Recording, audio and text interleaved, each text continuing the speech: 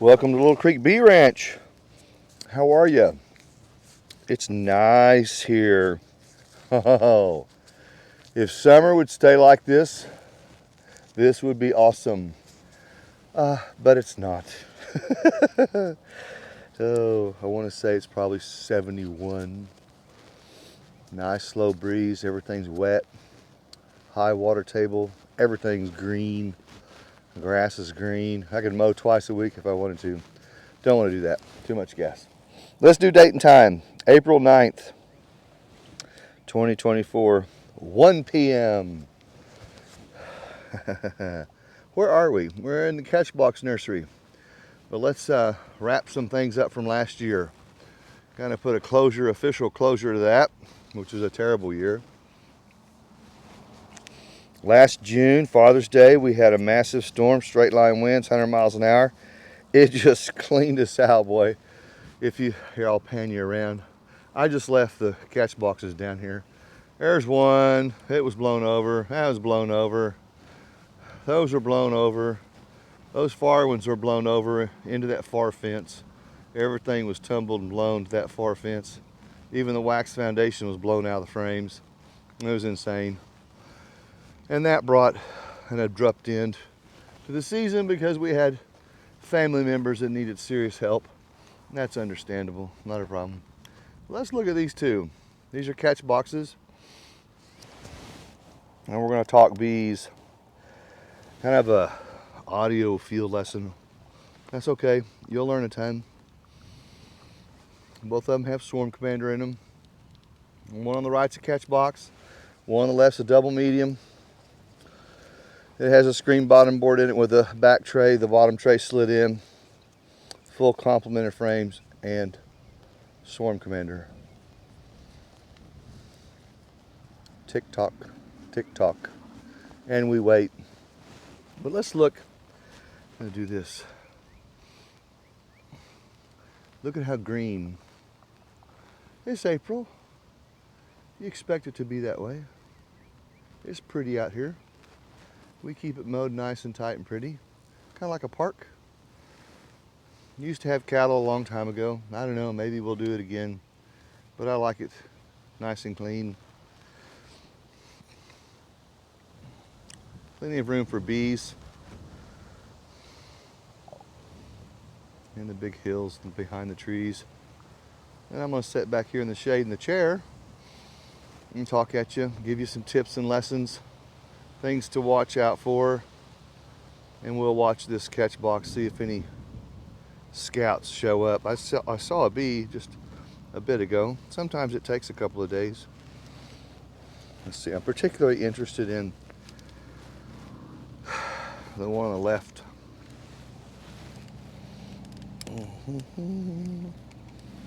We'll leave it there. And then I'll rattle on and give you some tips. So springtime means swarming time. Bees operate by a set of principles. We like that. Something we can count on. It's kind of like white-tailed deer. They're habitual. Deer are habitual. Despite the fact they're really smart, they're still habitual. So bees are that way. Bees are smart, but they have habit patterns. And those habit patterns become tells. Like a gambler at a table, winks his eye or something, or raises his eyebrow when he has a good hand. It's a tell. And you'll learn how to read the bee's tells. And as I'm talking, I'm just kind of walking around trees, looking for swarms that sometimes come into the area and hang up. And they don't quite go to the boxes yet. They're still looking and thinking, but they're in the area. So bees have tells. You'll learn how to read them. The problem I see with people coming into beekeeping is they have the wrong idea and they don't stick around long enough in beekeeping to learn. Minimum 5 years. That's not my number. It's just experience talking to other senior beekeepers. 5 years. And if you can last the 5-year period and you get to 8 years, you'll do okay. People get real frustrated. They just think things ought to pop and explode, and I'll have a truckload of honey here in a couple months. I wished. See any bees yet? Not yet. Swarming.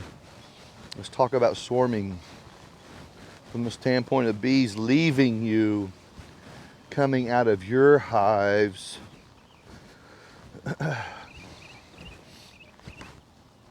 You can set up a Russian cyan in front.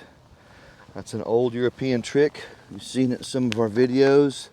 It works nicely. You can do that. You can also do thump tests and listen for the hiss report. Hiss report should be high and fast.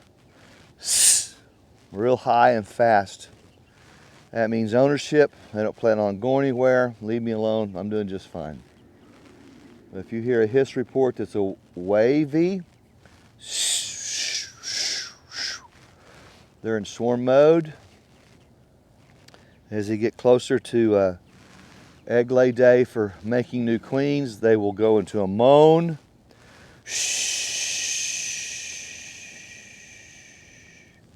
Can last kind of long. It's like shushing your children, you know. Shh. So a moan. And after they get some eggs laid up in queen cells, they'll go quiet. You'll thump them with the back fat part of your palm of your hand. They won't report back at all. Oh, you almost think they've left. There's nothing in there. And then you look at the porch and you see all these butts sticking out of the porch. You go, what? And you may even smoke them and open a lid, and you'll see bees packed in there. Well, you opened them, and they don't want you knowing they're in swarm mode, and the game of hide and seek is on. And now that they know you are on to them, you're really committed to split them as fast as you can. Oh, I'm going to shut them up. I'll come back and do that tomorrow afternoon. No. This is a game. And you are matching wits with a very intelligent creature called the honeybee. Like the Borg. Resistance is futile. And they're going to get up and swarm because they don't want you catching them. So we talk about Eddie Wood's timeline a lot. It's on the website. You can study it. Learn more about it. We teach it in class. Have some Zoom classes on it. But I take a lot of time and teach my members, look, you have got to learn this. This is not optional. This is required. How the timeline works, it takes about a month for them to really rally up to a swarming event. When I see a swarm on my property that I know came from my colonies, hanging on a tree or a cyan, I'll look at my date, my watch, and I just back it up a month. And they started swarm mode back then. So if you do that with your swarms, particularly in your apiary when you know that you're catching your bees back, and you look at your date and then you back it up a month, it really does help you get a feel for just how early they start swarming process, late February here in northeast Oklahoma. Because the weather can be kind of fickle, but kind of good days, and it'll be kind of cold and maybe icy or snowy, and they'll still be inside making swarm preps. So they do have a leg up on you. So this whole process of swarming does throw new beekeepers on their face. They just aren't quite sure. You know, they think they do, they think they got it, and then they open up and see queen cells and they go, oh look, they're gonna swarm. They've probably already left, because they'll cap over the queen cell day 6 to day 8. You might want to take notes. You might want to take notes here. They'll cap over, The open queen cups, they're called open queen cups. Wet queen cups, we call them. They're not cells until they're capped over. Officially, it's an official term. So they'll stay open, wet queen cups up to day 6 with a larva and pump it full of royal jelly, about 1,600 visits of royal jelly. And then they'll cap it over day 6. That's the last chore the colony has to do, is cap over the queen cells. And they can rally up the old lady and push her out the porch. The queen does not want to go out the porch. She likes the dark. She doesn't want to go out to the light, so they'll push her out to the porch to the light and up in the air. Sometimes they don't get her onto the porch, and the massive swarm is out there in the air or hanging on a tree, looking kind of busy and weird. And they'll hang there for a little bit and figure out, oh man, we didn't get her off the porch, dadgummit. And they'll go right back into the house. And that's called a false swarming event. They'll try it again the next day. And if you're on your toes, you'll pick this up and go, hoo, I got a second chance at splitting these girls and doing something. Or, here's one that will test your maturity and your bee knowledge, your bee IQ. You let them go. What? Right about there, beekeepers hyperventilate. Let them go. I didn't say off into ever neverland. Just let them do their thing. And what happens is you will get good at reading the porch. It takes some seasons, I know. But I will address Susan H. from Arkansas, who was out here watching this. And I gave her a little quick tour, and I told her that hive right there is too busy on the porch and they're getting ready to swarm. And we were actually talking about chickens in the backyard, and out come the swarm into the air. She's the one that picked her and said, is that a swarm? I said, yeah, it's the same hive I told you. They were too busy on the porch. There's too much activity on the porch. They get ready to swarm. How do you know that? Years and years of experience, and you learn to read the porch. You see any bees at the catch box? I haven't seen any yet. Saw one come by. You learn to read the porch. There's a little booklet we've often promoted called At the Hive Entrance. You can get it on Amazon. I want to say it's about $8 or something. At the Hive Entrance. Very cool little read, man. It's a good one to have. Really required for your bee library.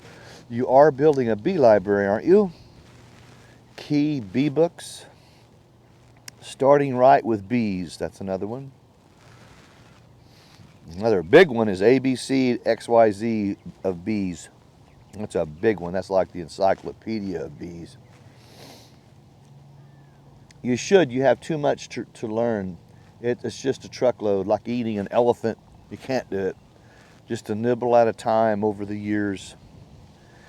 So the swarming, the whole process of swarming is a bee principle. No matter what we say, bees are going to swarm. They do every year. So I love these principles because you can count on them. Okay, so last year was terrible. Not good. Not good. You know, bad storm, and family members really had serious problems at the house. The major trees turned over, relatives in the hospital, all at the same time. It was tough.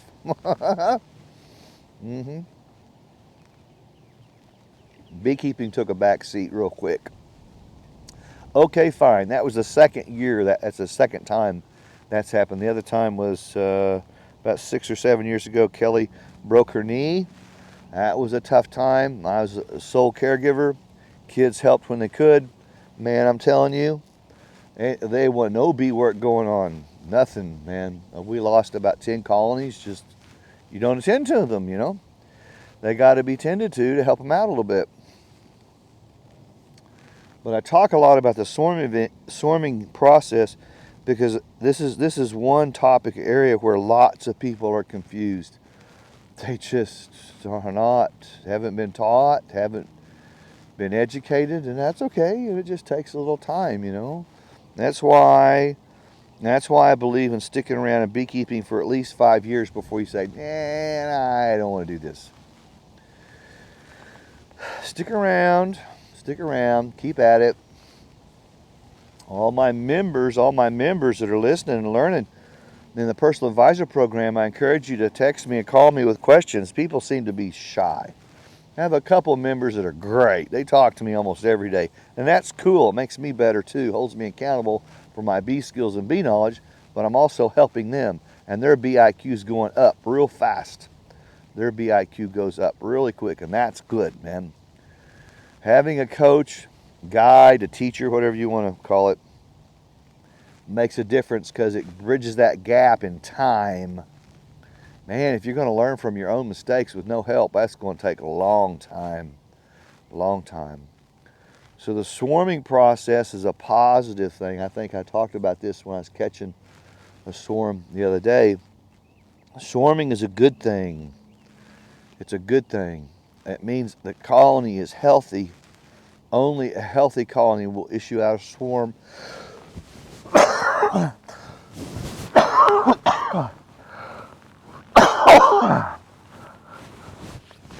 There he goes again. I'm taking a cough drop too. It's just got to be done. Swarming is a good thing. Only healthy colonies issue out swarms. But once the mass of bee, about 60% of the bees, and they'll be mostly nurse bees, and the old queen has to go.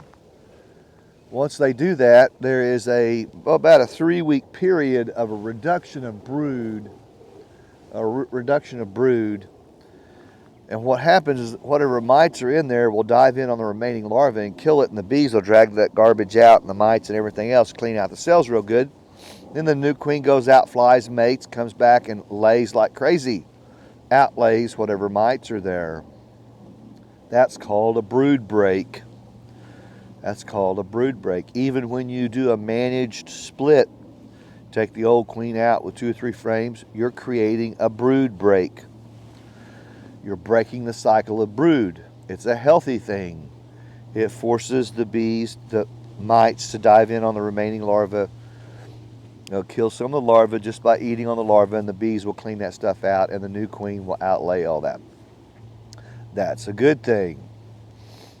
That's a natural way of helping control the mites. But I just soon let the bees swarm on their own and put up a Russian cyan about 2 or 3 feet out from the front of the hive with Swarm Commander sprayed on the bottom of the swarm, of the Russian cyan, the flat side, underside. About 2 squirts on the flat side, the bottom side, and then 1 squirt on the post. Chances are good they'll hit that. If they don't, they'll go to a nearby tree. An old queen that's been in there for over a year hadn't flown. And if the girls haven't worked her on a weight program, running her around for a while, not letting her lay, she'll be too heavy to fly very far.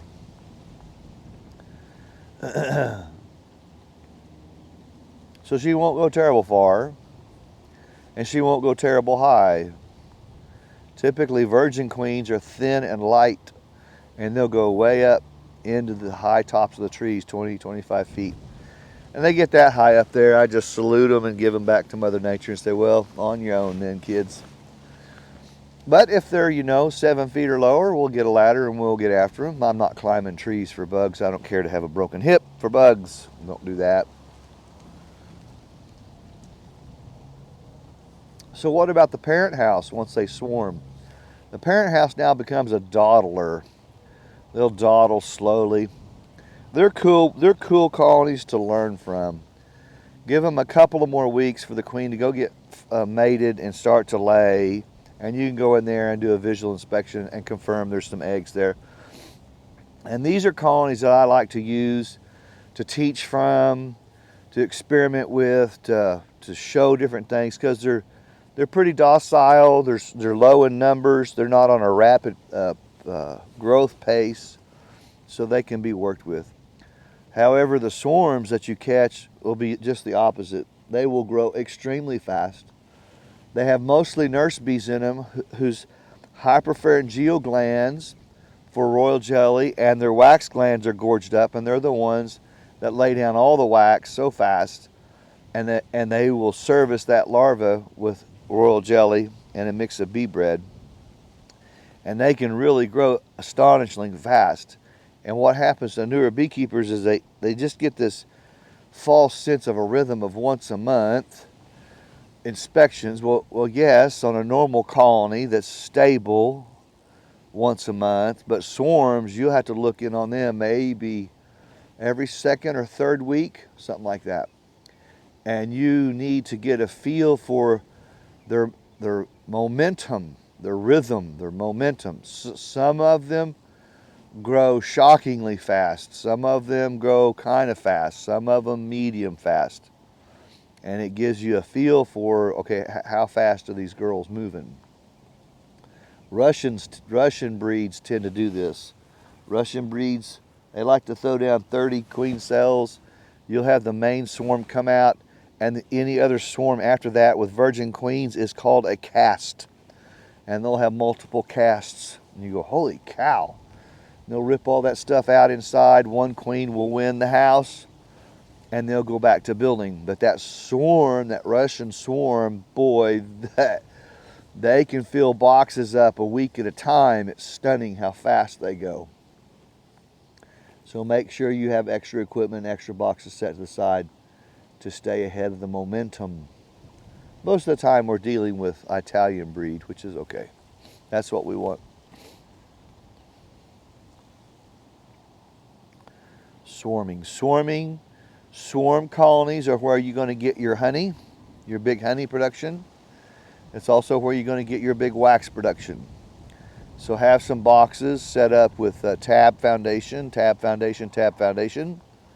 checkerboarded, and you can put them on accordingly, and they'll pull you out some new wax for the year. I always have the girls pull you out some new comb for the year. Always. This is kind of like riding a bike, shooting a gun, blowing up a balloon, and spinning plates all at the same time. I know. But I'm telling you what it's like. It's like you're a quarterback of an NFL team, and you got to know not only the plays, but you got to know the players' positions, the receivers' routes, and where your backs are going to be all at one time. And when you're in the apiary, you've got all these colonies at different speeds of growth, different breeds, different needs. Some need attention immediately, some can wait. And you go, wow, man, well, if it is what it is, you aren't going to change it. And so you're going to find out how many can you handle. So we're on 8 acres, and my top number was 43 colonies on 8 acres. That was way too many, because the bees are very good at sucking up just all the nectar there is around. And now I have all these smaller colonies. Smaller colonies do become weak and needy, so now I have a whole lot more extra work, and it does backfire on me. So there is a certain number of colonies you want for a given area. I would say within a mile of you, whatever, I don't like satellite apiaries moving bees away. I want them here where I can check on them. So 43 is way too much. I handled it, but it was very stressful. It was not fun. So my magic number is like 10 or 12, something like that. But I've learned how to maximize them, just one colony, and get the most out of it. I don't want 50, 60, 80 wide colonies. I'd rather have 10 colonies, and I know how to manipulate them, and I can get a truckload of honey out of that, if that's what I want. So you'll learn these strategies. You'll learn. The challenge is, because of the lack of knowledge, the bees do throw you on your heels. That's just part of learning. Just part of it. It's about getting ahead of them mentally, strategically, mentally. It just takes time. I'm surprised at how much our country doesn't know about bees. I've learned a lot of my bee skills from European beekeepers. out of country. They have a whole different take on bees and honeybees. It just is, man. We're still, our country of beekeepers, still, we're still like the redheaded stepchild of beekeeping. We have a lot of busy but no mustard in it. It's just we aren't learning how the bees communicate. We think we do until I take a PhD instructor from OSU Stillwater out here and show him Apivox auditor strategies and how bees communicate, and they just scratch their heads and go, well, that's pretty interesting. I said, well, this is where we got to learn. It's amazing. I'm just an average beekeeper, but I think differently. I think differently. And once I decided to work in harmony with the bees, it got much, much better mentally. Always fussing with these bees and getting stressed out, and I want to do this and I want this to go happen, and nope. So when you go to your apiaries, you need to ask yourself, what will my bees give me today? And that's not a stupid question. When I first heard that from one of my other coaches, I laughed, and she didn't like that. She busted me. She said, you are lost. I was like, what? You're lost, dude. Bubba, you don't know what you're doing. You need to ask yourself, what will my bees give me today? And then you smoke and slowly open up and you assess your bees and you determine, okay, I think I could do this or this or this. And it depends upon what the bees, maybe they give you a bunch of swarm cells, but you wanted to super up some boxes. Well, you're not going to super up any boxes when the bees are getting ready to leave. You just got to think. The bees do make you think. They make you think.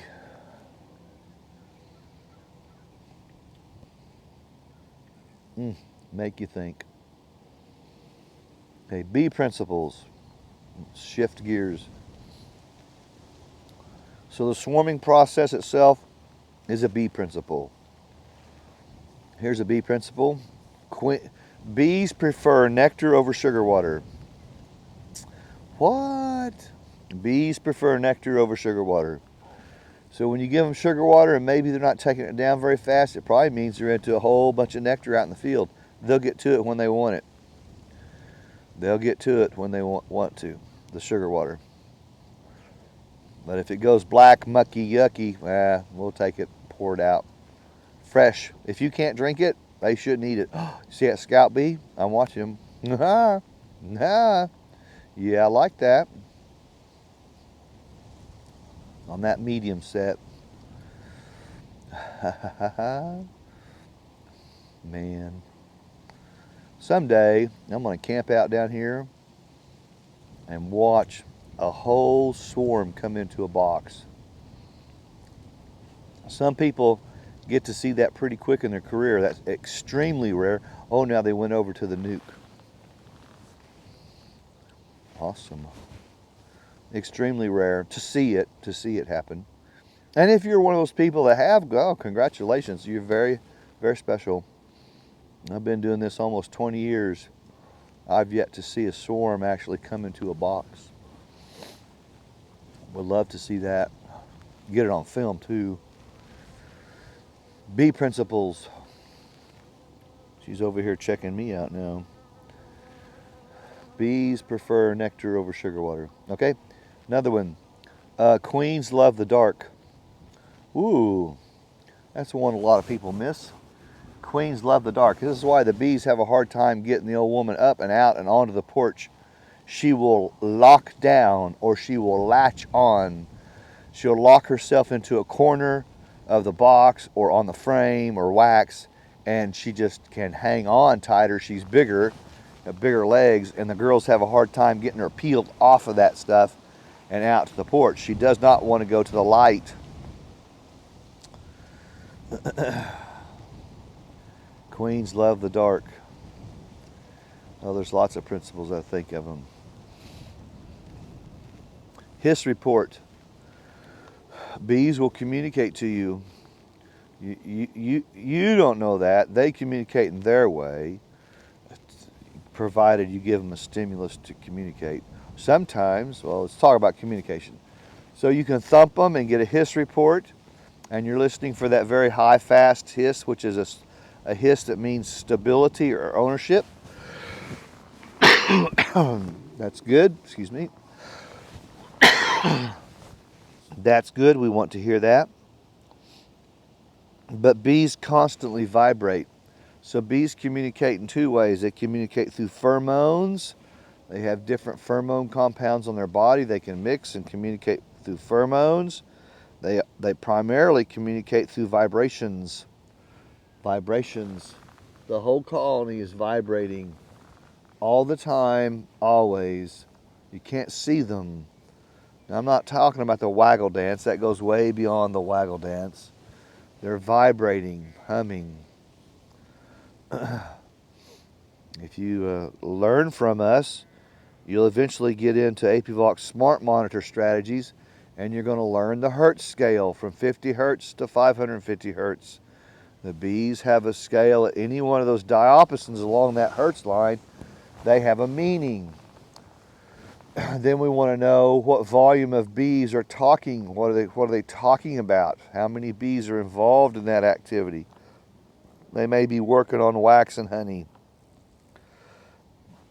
A lot of bees working on wax and honey, they'll give me a high 300 hertz reading.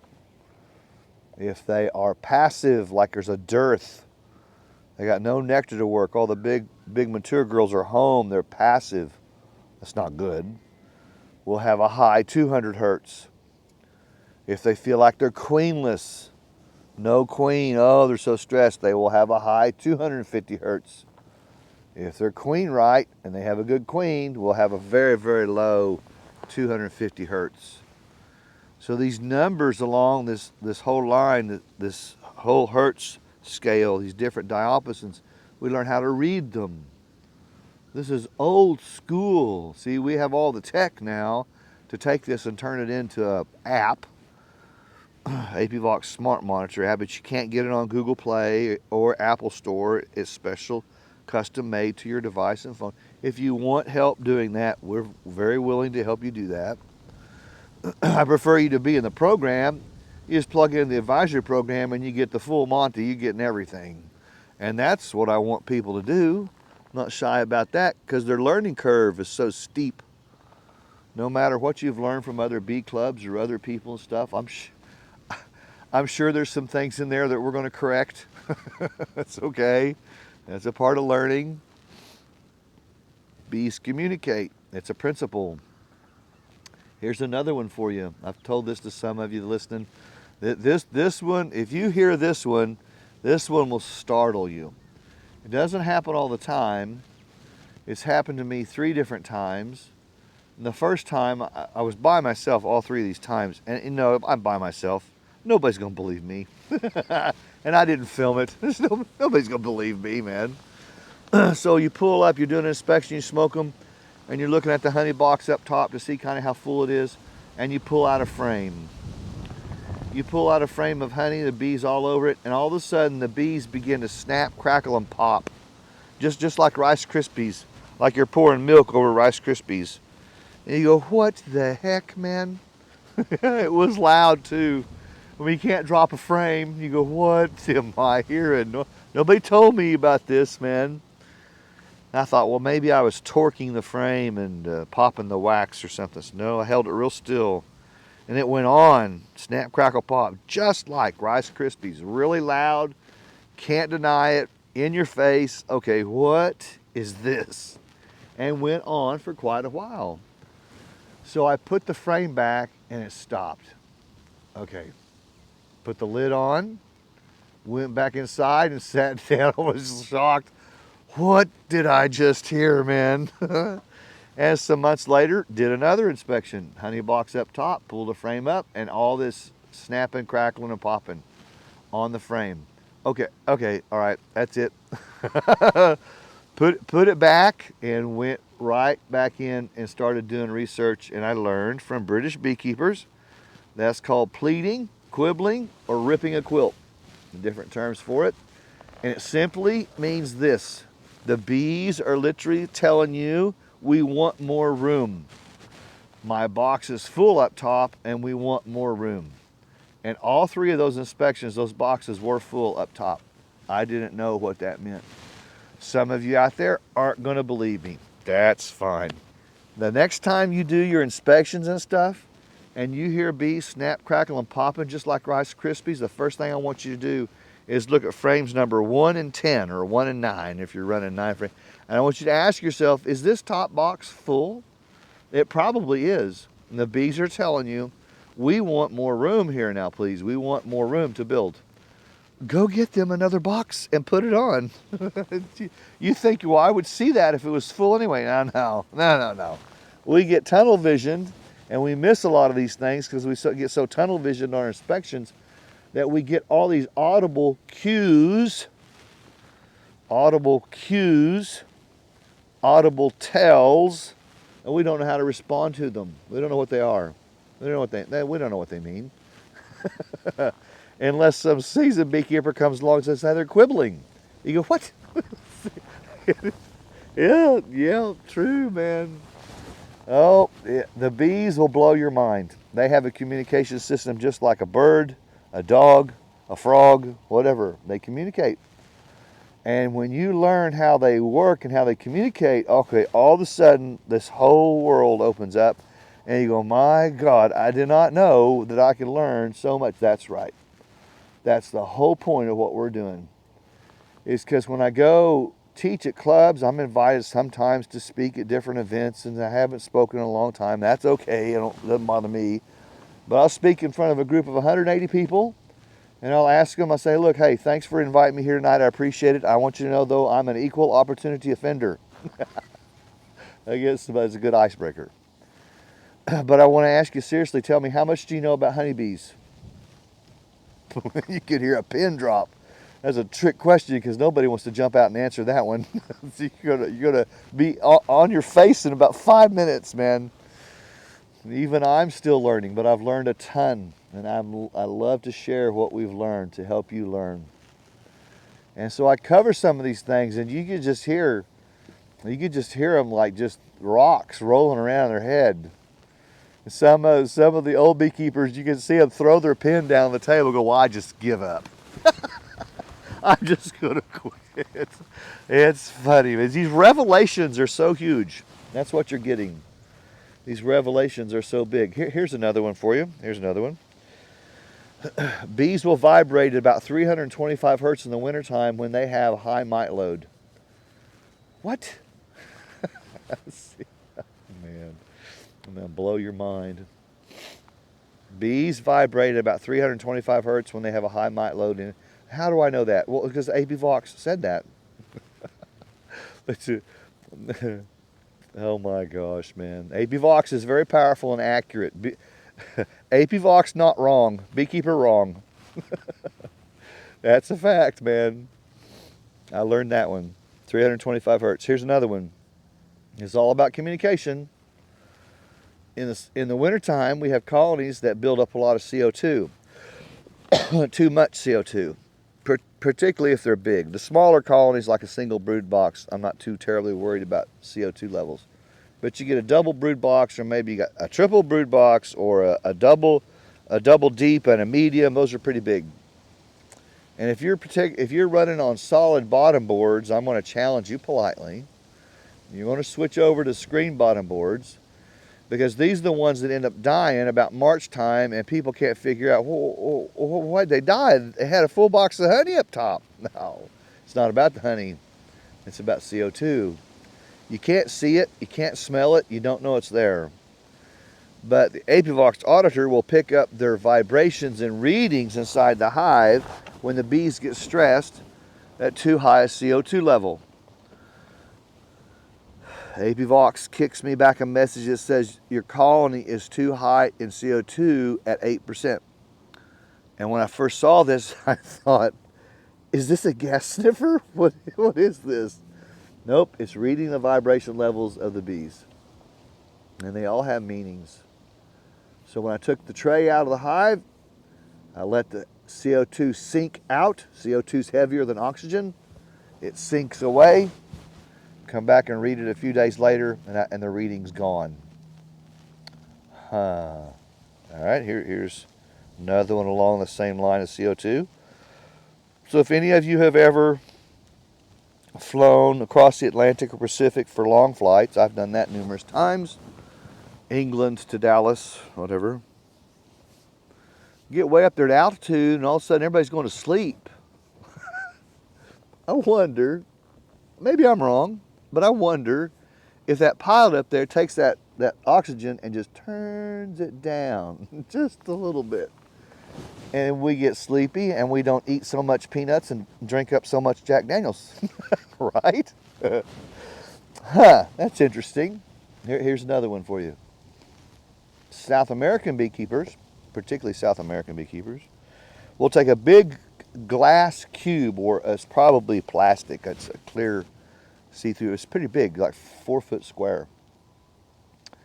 And they'll put in there a whole truckload of bees. They'll shake them off and put in there.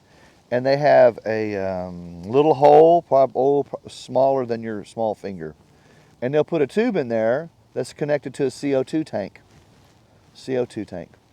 And they'll open up that CO2 tank and begin to shoot in CO2 into that big glass cube. And you can see all those bees just fall to the floor. Boom. Didn't kill them. They're not dead. They just sedated them. And then they open up the door and they scoop up the bees in a cup, like a tin cup. And they dump this cup of bees into little mating nukes, and they put in a couple of queen cells and set it out. And they may have 50 or 100 of these. And they scoop the bees because they're out. They just knocked them out and put them in the little mating nukes and set them out. Okay, now, what did he say? I know, man. This is why I'm teaching, man, because you need to learn all this stuff. So CO2 makes them lethargic, just like it makes us lethargic in a big airliner. And they'll go to sleep. But here comes a cold night. And the bees have got to cluster into a tight cluster to vibrate and stay warm. But if they're sedated, they can't get into that tight cluster. And if they're not quite sedated, but they're not lively, they can't get into a strong cluster. They don't have a strength to grab onto each other and pull themselves in and tighten up. So we get an outer layer that dies off, too many. And if this continues on for too many nights, then we have this terribly weak colony that's going to die in March. And the beekeeper comes out and opens and goes, what the heck? They have a full box of honey up top, but this whole mass of bees is all dead. CO2. Highly likely too much CO2, because it takes more than just a little vent hole to get all that CO2 out. So here in Oklahoma, northeast Oklahoma, at this latitude, we'll run our particularly the big ones, with open bottom boards. We'll pull the tray out and let them have a full open bottom. Full screen bottom board, trays out, CO2 sinks away, done, problem solved. Even when it gets super, super cold, the bees are tough, they know how to do this. It's just they can't battle CO2. They don't have an answer for CO2. See what you're learning? So I've gotten numbers of calls through the years from beekeepers up north, and they're just perplexed. I insulated them, and I gave them candy blocks, and they had honey. Oh, in the snow. I said, you have a solid bottom? Well, yes, it's wintertime.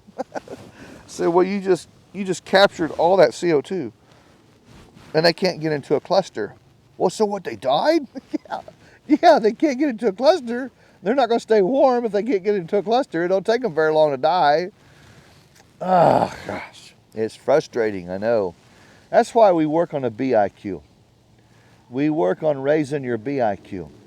And if you don't believe me in some of these things, that's okay. You just test it.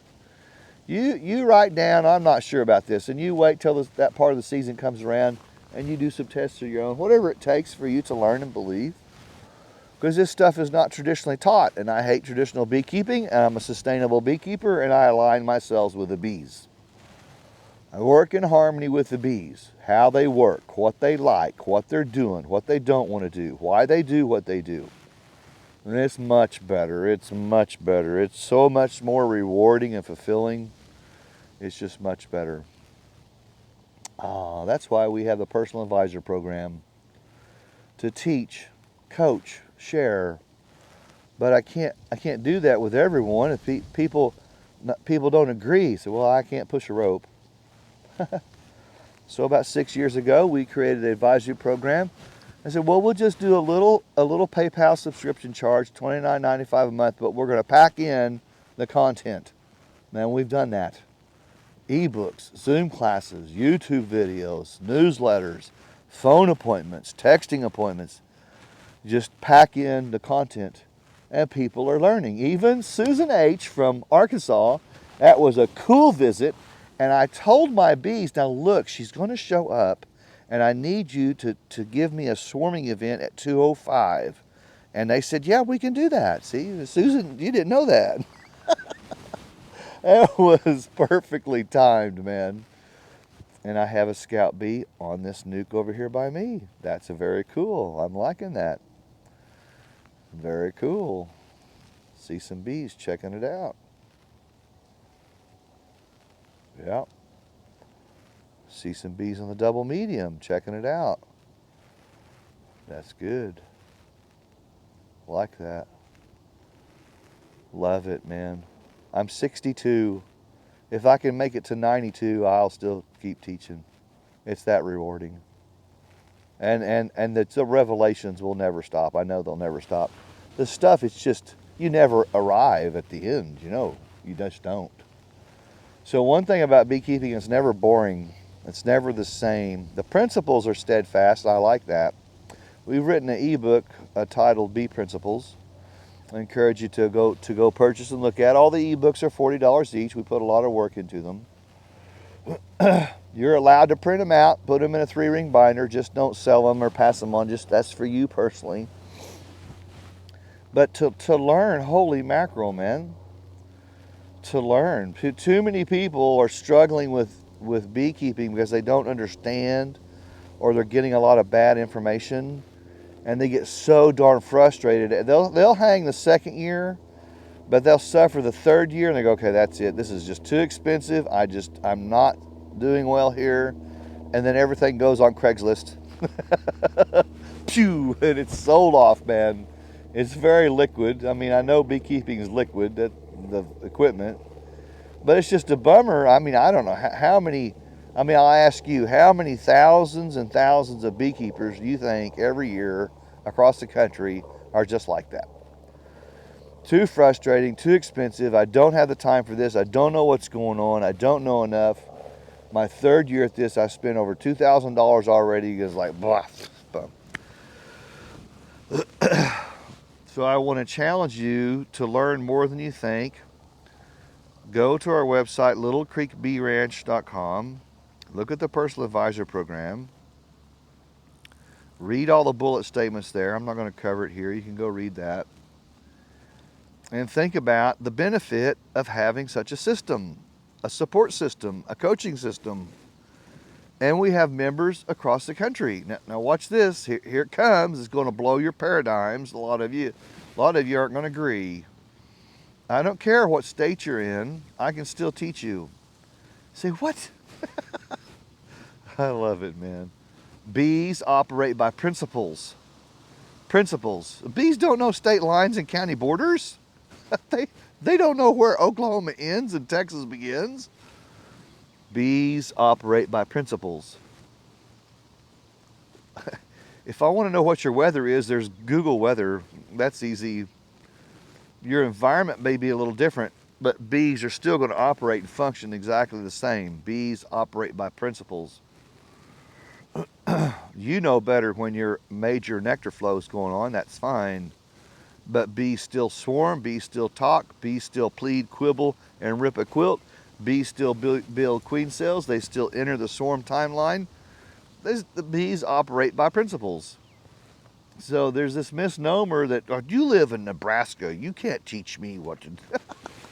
All the time, man, all the time. What's sad is those that are closed-minded, they miss out on a truckload of good information.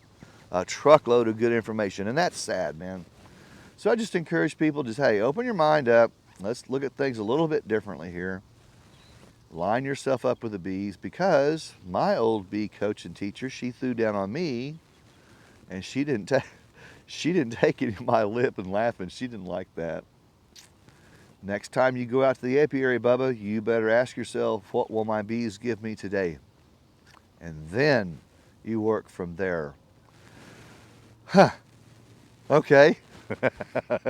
That's literally how all this contrary stuff started. Because then I began to ask myself, well, okay, what are they doing? What's going on? How come they don't? How come they don't like Karo syrup?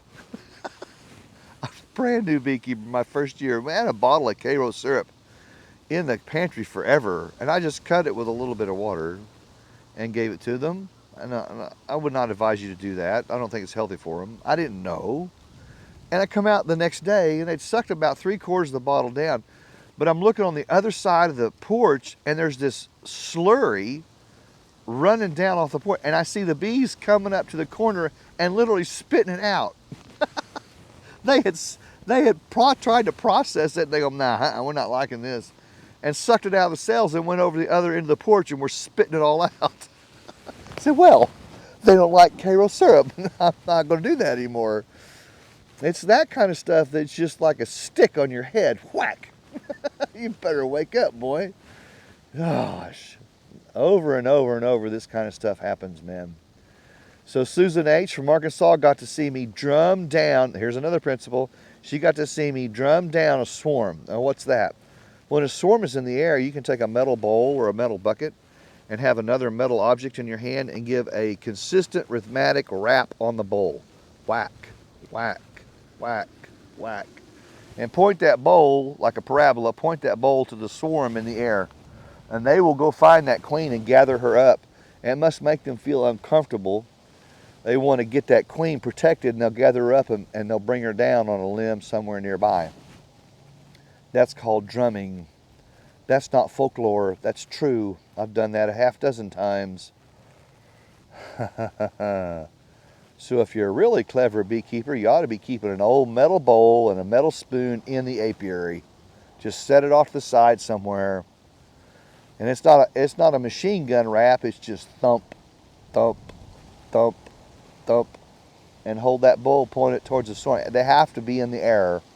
If they've already landed in a tree, it won't work. They're already landed. They got no reason to, they're landed already. You got to catch them in the air.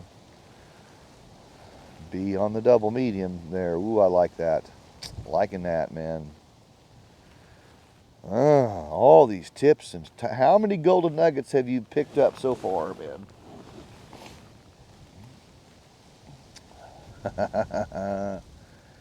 I'll give a shout out to Gene and Nancy in Texas. He's the one that started that. Golden nuggets, man. I come up here to your classes, Kendall, and every time I pick up new golden nuggets. I said, yeah, that's what I'm talking about. That's how you learn.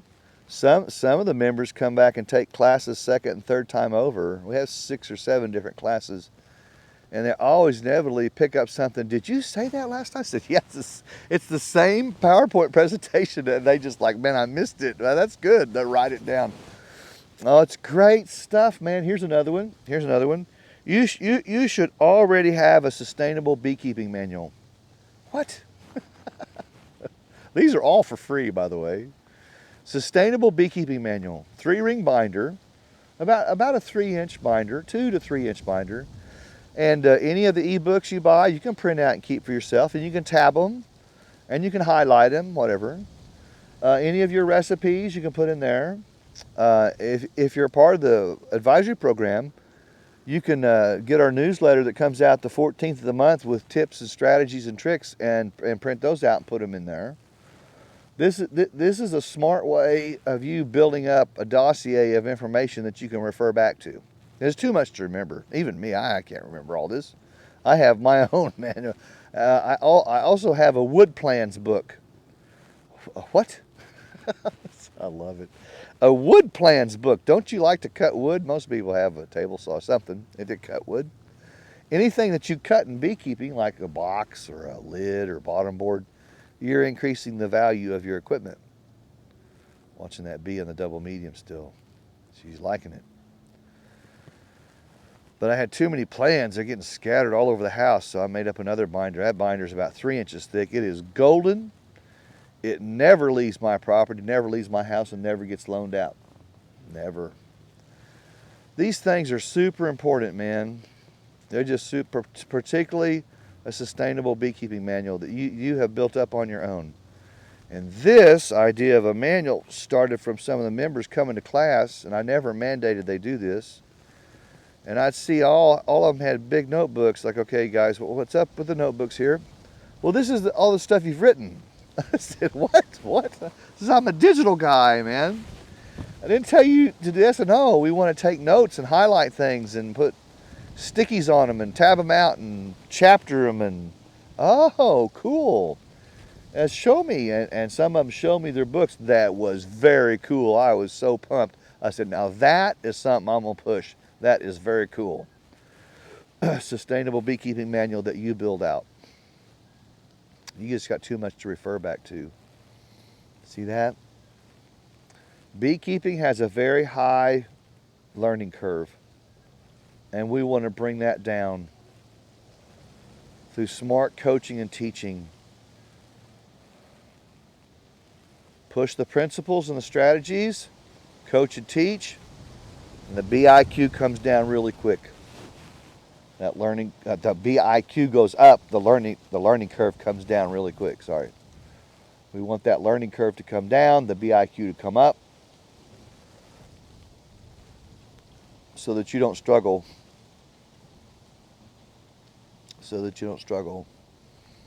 Oh my, here's another, I gotta wrap it up. Here's another, this will be my last principle.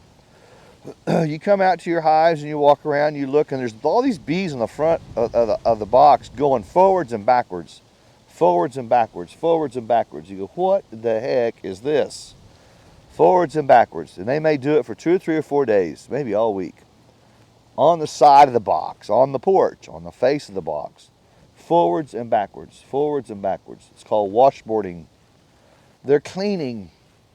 They're girls. They're sweeping off their porch. They're sweeping off the face of the box. They step forward and use their mandibles and sweep towards themselves. They sweep inward to their body. Watch them real close. You can get up real close and watch them. Forwards and backwards, all in unison. Isn't it interesting how they do everything together to accomplish something significant? A lot doing a little accomplishes much. That's the bees. A lot of bees, all doing a little bit, accomplishes a great feat. Building double deep brood box of wax and honey in just 2 weeks, man. I've seen that. That's just crazy, man.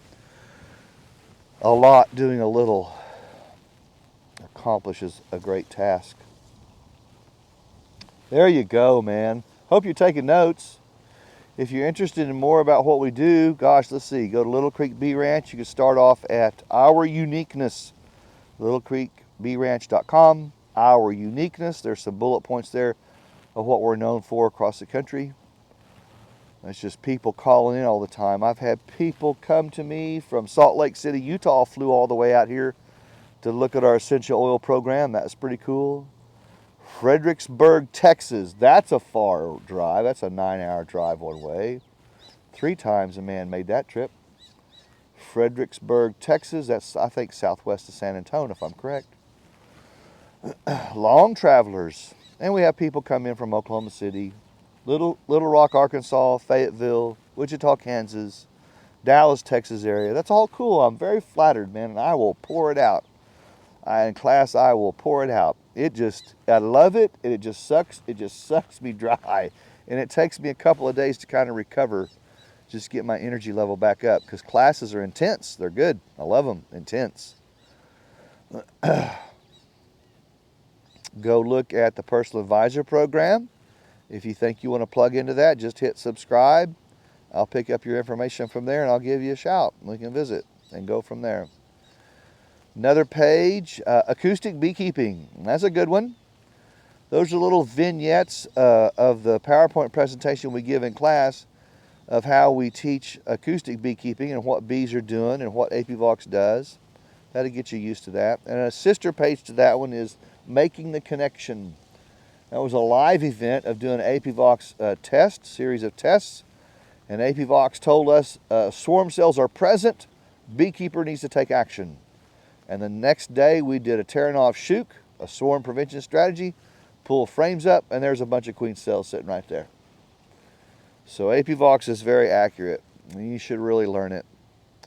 All right, there we go. I'm hungry, it's lunchtime. I hope you got a lot of information out of this kind of hour-long field lesson, audio lesson, and we got to watch some scout bees check out. Not too many of them, a few, but that's good because I just set them out the other day. That's good, they're starting. We'll get some more catch boxes sit out here in the back. I love this back here. So I hope you took notes. If you got questions, our contact information is on the face page of our home website, littlecreekbeeranch.com. Give us a text or a call or a shout. Maybe I'll see you in class soon. It's lunchtime, man. Watch me. I'm going to go back to the house and a swarm's going to come into this box later.